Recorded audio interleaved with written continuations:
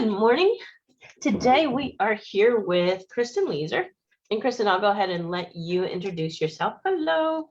And we are on day 2 of talking about the 3 ways your survivor story has the power to attract great clients. Yesterday we talked. Hello, my Oh, sorry. Are you good? My thing just disconnected. Hang on, I'm sorry. No worries at all.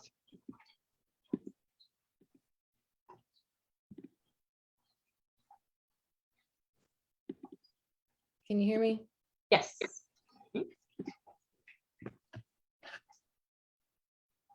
Okay, I'm so sorry. No worries. Are you good?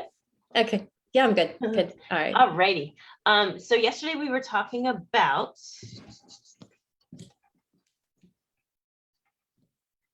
what were we talking about yesterday? It was a long day. Connection. Clarity. Clarity. It was confidence. Yes. Thank you, Melissa. I'm like, wait, a lot has happened in a day. Yeah, we were talking about the confidence piece and about how we can have confidence in our story and in the strength and the power that it has given us for what we've overcome and how that confidence connects us with other people. So today we're going into the connection piece. So Kristin, you want to go ahead and introduce yourself? And oh, by the way, I'm Barbara Bolton Schreiber. For those of you who don't know, hello. And the founder of Sisters Rocking Courage. And what Sisters Rocking Courage is a group of women entrepreneurs who have overcome trauma and are committed to putting good into the world. So it's all part of our healing journey. And at that point, Kristin, I'm going to hand it to you. Hi, I'm Kristin Leazer, and I am a life coach, a life and success coach. And I've been working a lot with entrepreneurs and people who, a variety of people. I work with women only. And mostly my goal is to encourage them to be all they can be. We often forget who we are when we move into different stages of life. And I feel like we all have that meant for more inside of us, and that we're always searching for coming back to ourselves and remembering who we are and being all we can be. I've always had this knack of being able to see in people things they don't see in themselves. And so I just really love working with women, helping them see what's possible for themselves in their stage of life, because we all have our different stages too as we go through. So I've had the joy and the privilege of working one-on-one with many women recently. But I'm in the midst of we've moved. We made a big move. We took 3 months off and moved to Myrtle Beach, South Carolina. So I'm living my dream of being near the ocean and that kind of thing. And so I'm kind of in the state of, I had finished with some of my one-on-one clients, and now I'm considering a membership type group program kind of a thing. I've been toying with an idea of doing a course. So just some exciting things coming up. So thank you so much for inviting me to be a part of this. Absolutely. It's always great to join the conversation. And really what we're looking at doing is changing that conversation and offering trauma survivors hope and a future.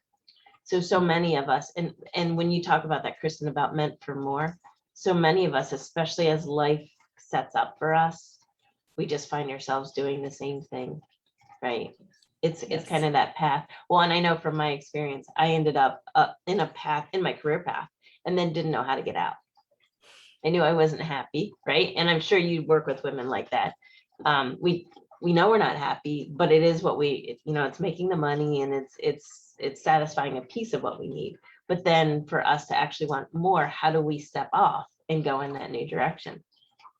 And that's the hardest thing for so many of us is that, it's just, like you feel stuck and overwhelmed, and, you've just gone from one thing to the next thing to the next thing. You do what you do in life, and, thinking this is what I want. This is what I want to be. And of course, as we learn and grow, sometimes the vision changes.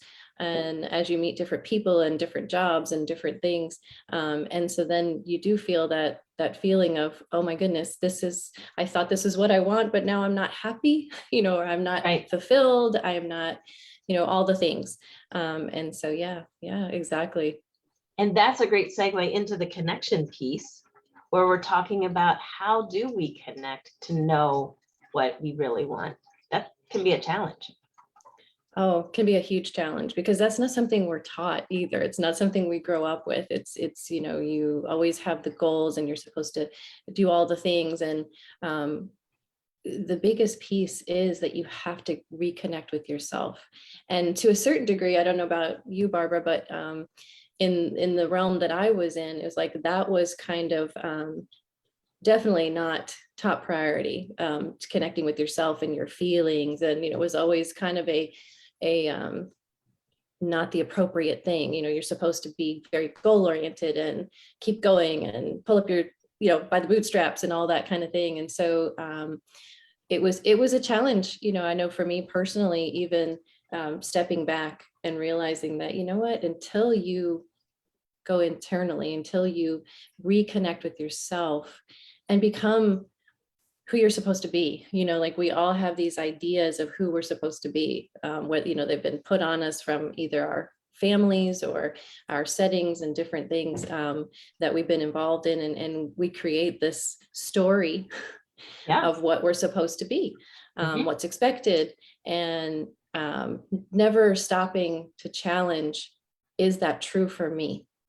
Love So that. the odd test of coming back to yourself, reconnecting and being authentic is such a first good place to start.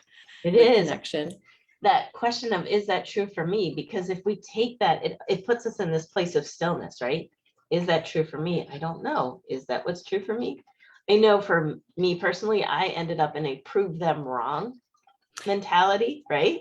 Yes. I'm like, yes. Oh yeah, you think I can't do that? Well, I'm going to prove them wrong. Well, once you start stacking that on top of the last prove them wrong, to ask that question, is that true for me?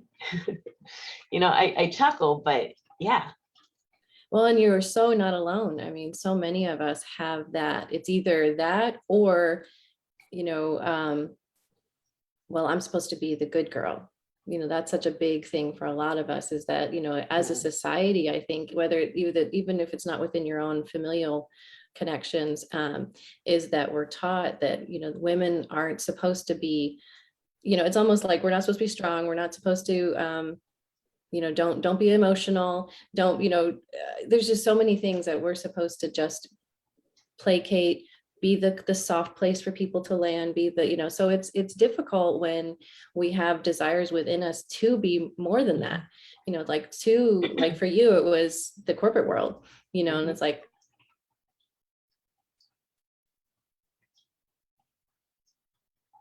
uh-oh, I think we lost her. I can still see Melissa. So I'll pick up from here where, if we lose that connection with ourselves, how do we reconnect, and how do we find what's important? So I love that question. Is it true to you? Because when we start looking at what's true to us, we start searching for it. Yesterday, we talked about our going from the trauma zone into the empowered entrepreneur zone. And that's a great question in that genius zone for us to say, is it true? How do I find what's true for me? Is there something that, are there people around me? What is it that I used to enjoy doing? How do I reconnect and find out what's true to me? That's the connection piece. So when we start to do that, how do we know? Is there yesterday with Cara Marie, we were talking about having that place of calm. Do we know from a place of calm? Is that one of the ways? Melissa, you're still with us. I'm here. You're here. How do you know when you're being true to you?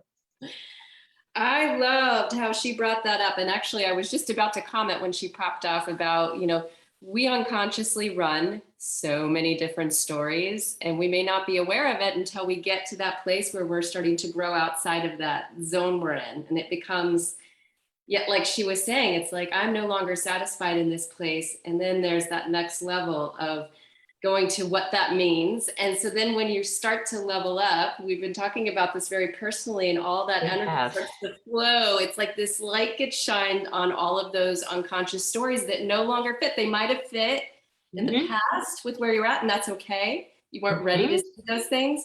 But when you're ready to take it to the next level, it's like, oh wow, I'm still running the I'm proving myself to the world. I'm going to prove you wrong, or I'm still running the, a good girl piece. And when you really get to that place, because that's not alignment. Like when you're running from that place, you can feel that there's something discordant, but you can pull it together, like she was saying, by the bootstraps, and just push forward and really accomplish a lot from that place.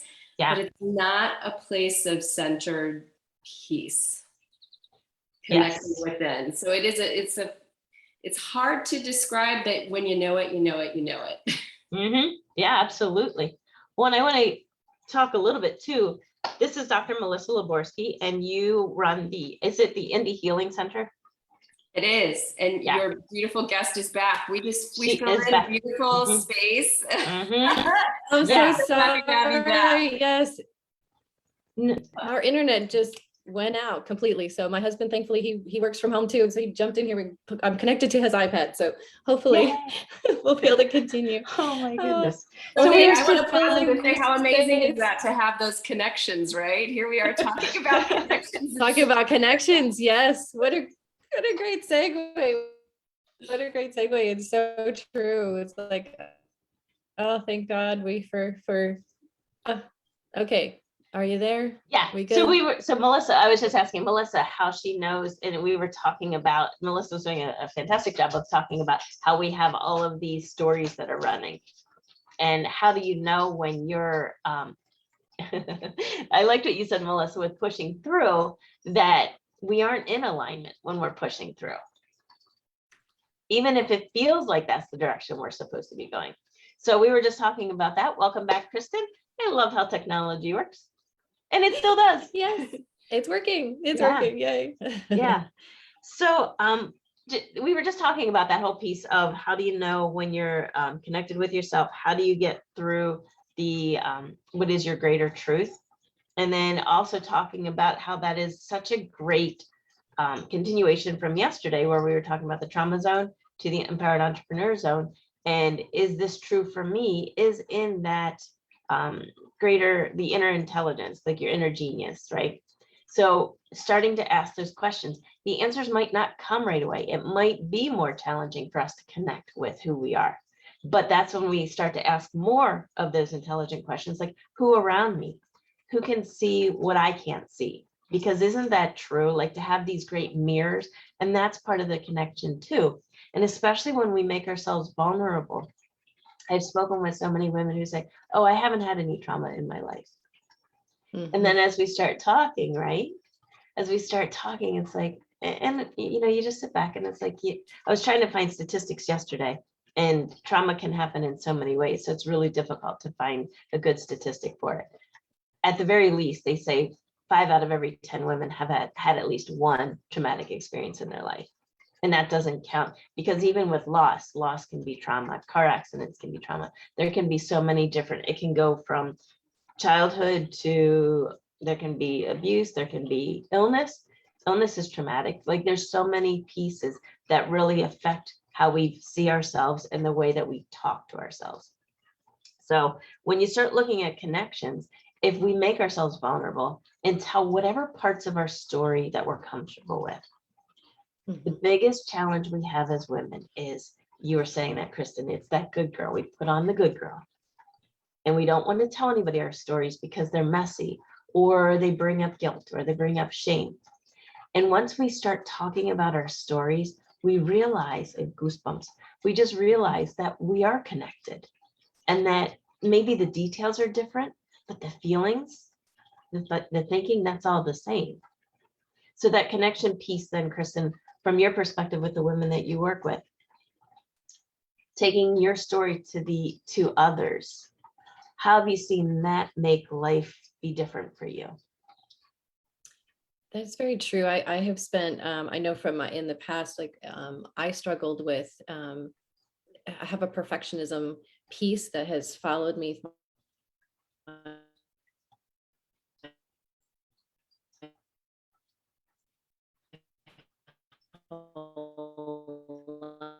life, and when I started to see me with no issues, no problems. Like, where did that start? Where did that come from? And, you were speaking of traumas. And so often I'll raise my hand. I was definitely one that always felt like, oh, I've had no trauma in my life. I've been pretty fortunate and all that, because we always think of these huge, what people call capital T traumas, like the major events, these horrible, horrific things that have happened to people, which are gut wrenching. But there are so many little small pieces that are trauma. There are things like, when I look back, things that happened as a child, things that were said to me, things that were placed on me as a guideline, or this is what you have to be kind of a thing. Those are traumas. They have their own feelings, stories, things that then go in a loop in your head. And it wasn't okay. You think that it's like, no, that was not okay. That was a trauma. And I think that that's another piece that we don't give ourselves permission, because, well, I didn't have anything like they did. It's that comparison thing again, instead of just going back and that reconnecting again with yourself and going back to it, this was not okay. And it is traumatic, and you have to heal from that. And I think that we are always so afraid of facing those things. It's very, so going back to that, it's that showing your true self is very, very scary. It's scary for all of us, because we have that, as a society, you want to be accepted, you want to be liked, everybody wants to be liked. Who doesn't want to be liked? And so we feel like if we share this piece of me, they might not like it, they may not accept it. And that is hard to deal with it as human beings. And so I think that's definitely where like the mindset pieces come in, where it's good to start thinking about where the stories come from. Is this true? Is this really what happened, or is this just what I remembered? I was reading something recently about, our brains are such an interesting thing, and I'm so glad that we live in a time where there's been so much more studies with it, because I know in the past our parents, just believed that, well, the brain, it works your whole body, so it's in charge. And it's like, no, not really. Our brain, we are in charge. We have the choice. Our brain is an amazing machine. And yes, it keeps us going, and it keeps us, its whole job is to keep us safe. So with that wanting to keep us safe, it's going to repeat the stories that it believes is going to keep you safe. And so that's where we just keep those mind loops, the overthinking and the overwhelming things that we come up with. It's that piece of the brain. So it's like, okay, thank you for trying to keep me safe. I appreciate it. However, this is not going to hurt me. This is not true, or whatever the things are, like, just challenging it. And that will help you to be able to, like, okay, move forward. Right. Well, it's interesting because I was working with a brain training coach, and actually we're going to be talking to her in a couple of weeks. Cool. Here, I know, yeah. And she had started to challenge some of my beliefs, because what I didn't realize is I had created this life for myself that this was the only area that I had control over. What I thought, right? Everything else around me was happening to me. We talk about the 2 instead of the 4, right? And so I had all these things down to like what foods I could eat, because I have food sensitivities, what foods I could eat and what foods I couldn't. And so we worked through it. And she's like, you can eat an orange. I'm like, what do you mean I can eat an orange? No, oranges make me sick. So then the next day she had told me I could eat an orange. I ate an orange and I didn't get sick. And all of a sudden I'm like, wait a minute. Like, I have all these things that I had evidence for. Melissa's smiling too. I had all this evidence for all of these years that I knew I was right. And now I have to start challenging everything. And I'm like, oh, this is actually an empowering place to actually think that what I believed about myself to be true might not actually be, because the little brain is working overtime. Well, and we all think that our memory is perfect. Like we remember it exactly how it was. And every time you tell the story, if you had recorded yourself every time you told the story, you would find that you had changed something, because our memories aren't as reliable as we want them to be, because we remember things the way we felt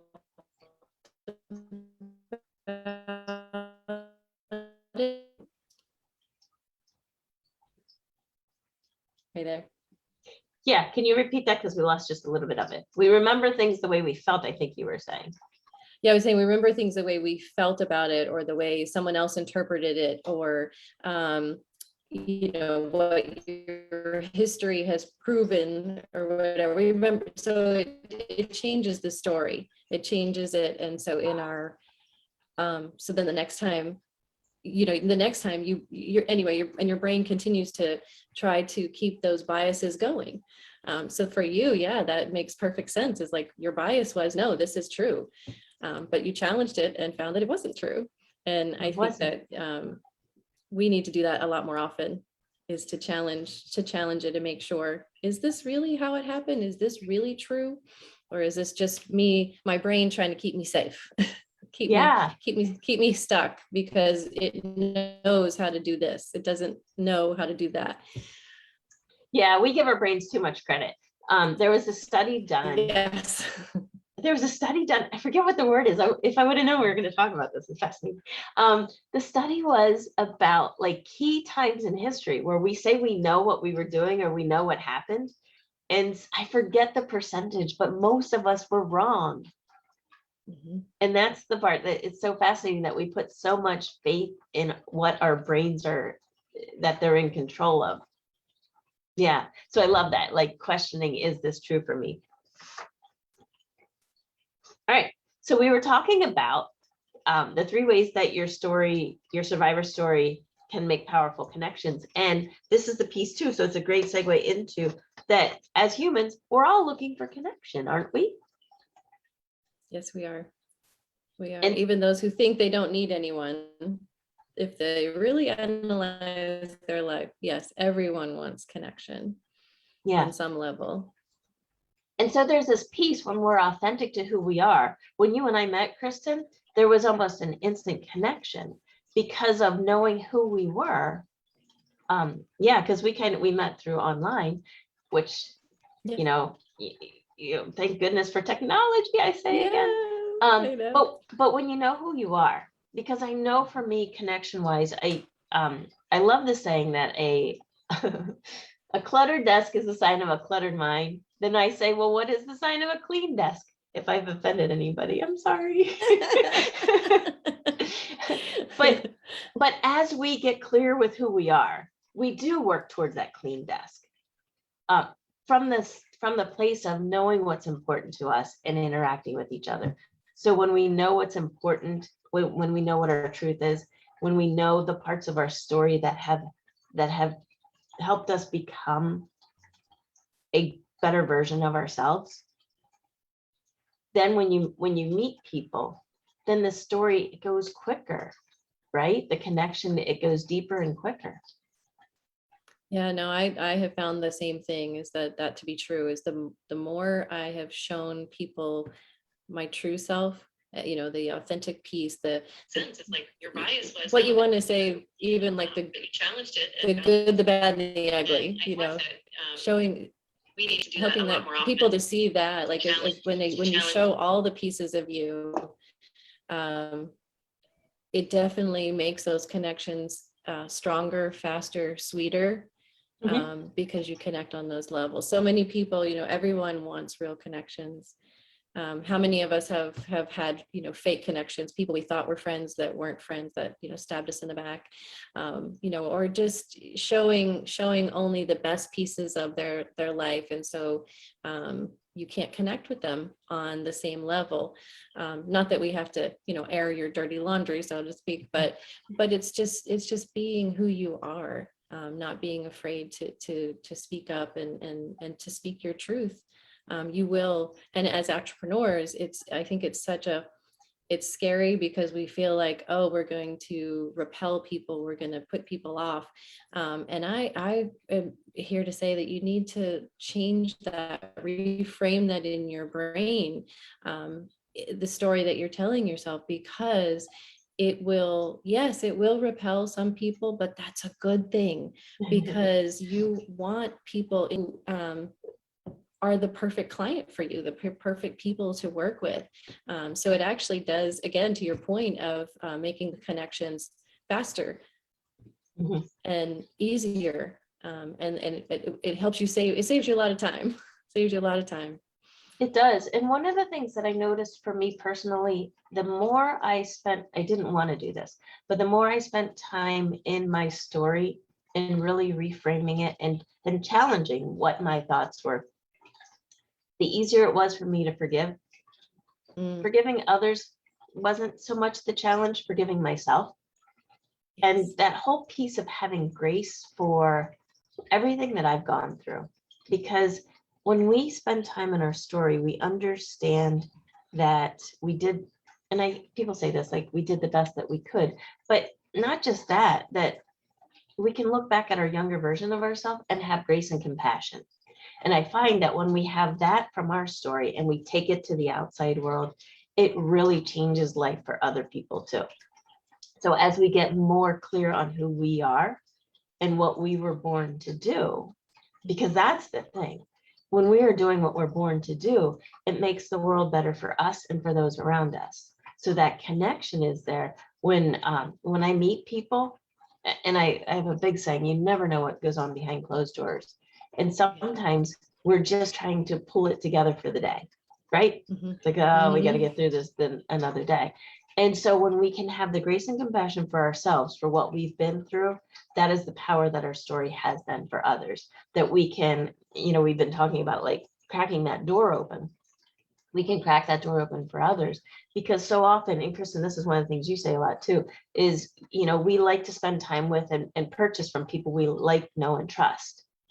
And so that's another reason why this goes more quickly, because when we steadily show people who we are, people want to spend time with us. The people that align or that connect want to spend time with us. They want to, whatever it is that we think comes naturally. I love this one because that comes naturally to you. I wish I was more like that.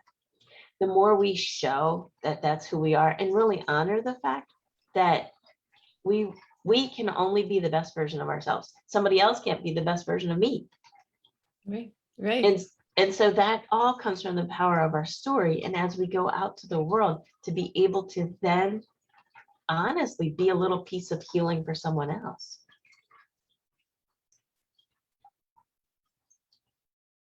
I think you might have frozen up. That's 100% true, because you gives them permission to be themselves, to tell their story, to share those pieces of themselves that someone else is going to connect with. It's that idea of, by you putting yourself out there and being showing all those things, you pull people up with you. It's a beautiful thing, and that connection piece, it really brings people closer. And to your point too, is that it shows people that, hey, okay, because she understands, or she has the piece that I need, or all those things. So it's I think social media is great for so many things, but I think it's stunted a lot of people because they only see people's highlight reel. People only show on social media the beauty part, not the behind the scenes.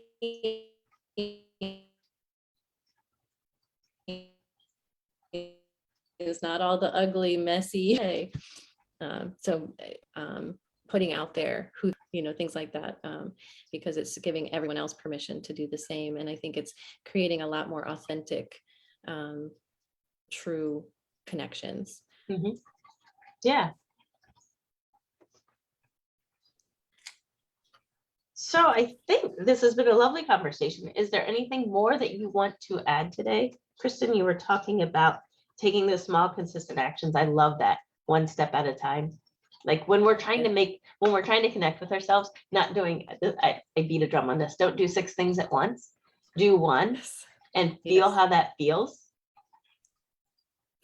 I think that, yeah, that's the only thing that I would say is to finish off with is that, because so many people are like, okay, yeah, well, how do I even figure out who I am? How do I even figure out what I want or need or what to put out in the world, kind of thing. And I think that's the key, is just forgiving yourself for where you are. So many of us are very critical of where we are in our journey.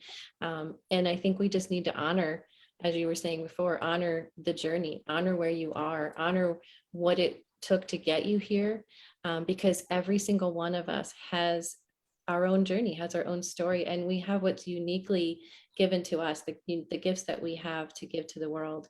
And we do everyone a disservice when we don't share those with the world.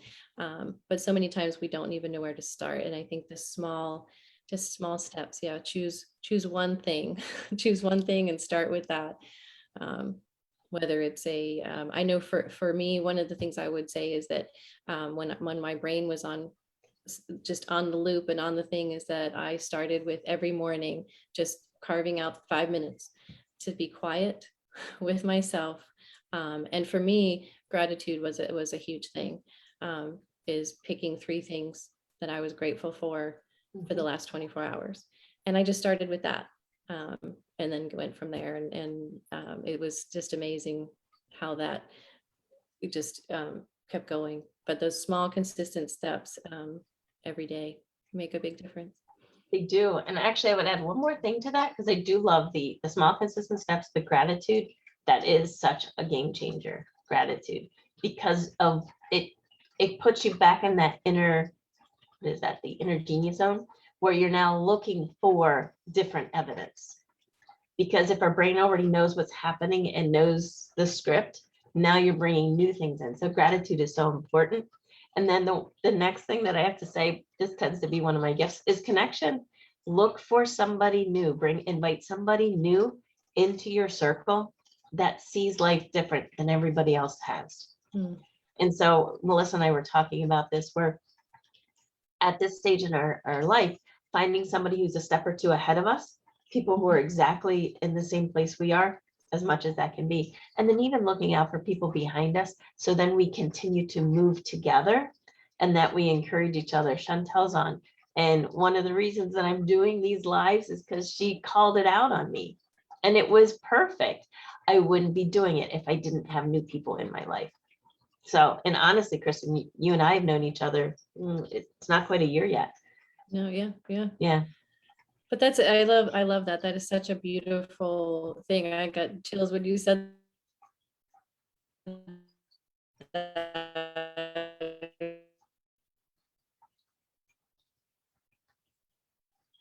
It was just like, because that is what it's about, is us coming together and bringing someone along, or helping someone where they are, moving together. It's wonderful.